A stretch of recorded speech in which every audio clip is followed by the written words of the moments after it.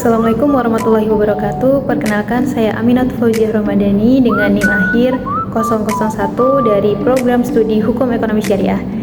Hai teman-teman, kali ini kita akan membahas tentang pandangan ulama mengenai asuransi.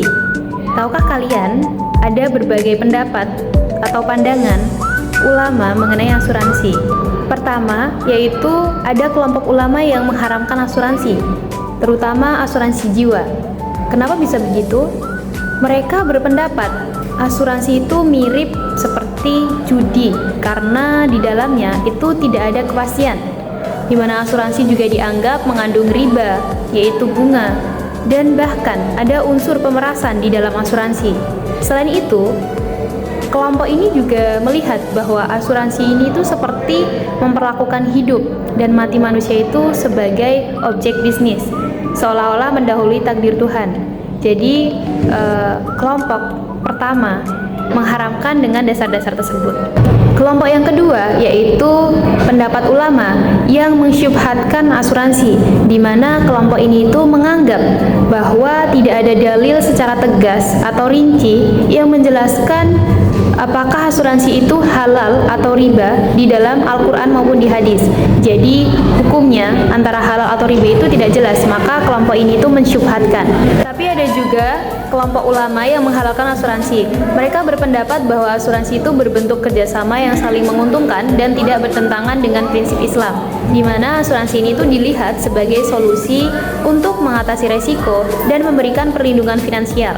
Bahkan asuransi syariah itu diperbolehkan karena tujuannya untuk tolong-menolong atau takaful dan juga menjaga harta. Penting untuk diketahui, asuransi itu tidak bertentangan dengan Islam jika bebas dari maisir, goror, dan riba. Jadi intinya adalah bagaimana asuransi itu dijalankan sesuai dengan prinsip-prinsip syariah. Sebenarnya konsep takmin dalam fikih klasik itu sudah ada sejak zaman dahulu, di mana dalam fikih klasik terdapat unsur al-akilah yang berarti tanggung jawab keluarga dan al-muawalat yaitu perjanjian jaminan, dan masih banyak lagi di mana ini menunjukkan bahwa konsep saling menanggung resiko itu sudah dikenal dalam Islam sejak zaman dahulu. Bahkan di dalam Al-Quran juga menganjurkan kita untuk merencanakan masa depan seperti dalam Quran surat Al-Hasyr ayat 18. Dan yang paling penting, Islam juga mengajarkan kita untuk saling tolong-menolong dalam kebaikan. Inilah dasar utama dalam praktik asuransi syariah.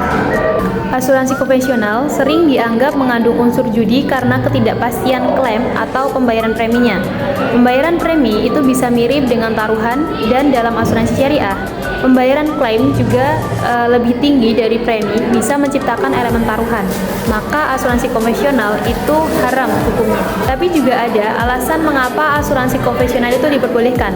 Hukum asalnya adalah boleh selama tidak ada dalil yang mengharamkannya. Asuransi juga dilihat sebagai bentuk kemaslahatan umum yang membantu masyarakat mempersiapkan diri dari kehidupan yang sulit. Bahkan ada kebiasaan adat di dalam masyarakat juga bisa menjadikan landasan hukum. Majelis Ulama Indonesia atau MUI telah mengeluarkan fatwa mengenai asuransi bahwa asuransi konvensional itu haram hukumnya jika di dalamnya mengandung unsur goror, riba, maisir.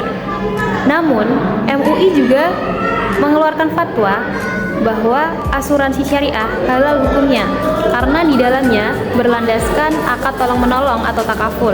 Bahkan ada beberapa ulama kontemporer seperti Imam Yusuf Al-Qardawi membolehkan asuransi jiwa jika unsur-unsur terlarang itu bisa dihilangkan di dalam mekanisme atau pelaksanaan asuransi.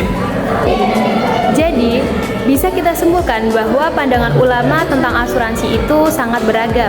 Yang paling penting adalah memastikan apakah praktik asuransi itu telah sesuai dengan prinsip-prinsip Islam atau belum.